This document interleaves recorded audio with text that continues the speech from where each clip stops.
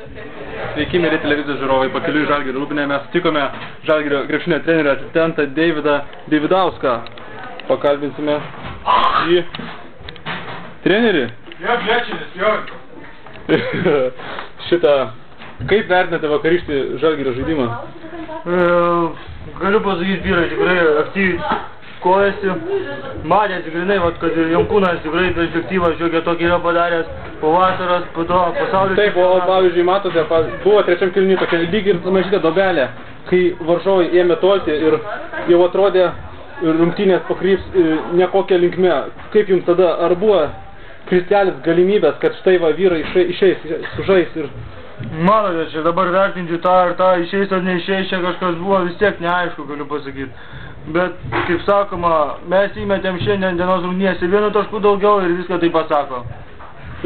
O galbūt, ką jūs galvojate apie paskutinį 3-taškį metimą?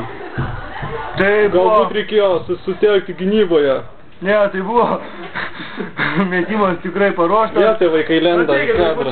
Vaikai trukdo žurnalistinį darbą. Metimas tikrai buvo, galiu pasakyti, paruoštas. Paprasčiausiai paskutinė ataka buvo patikėta Vidui Grinevičiui.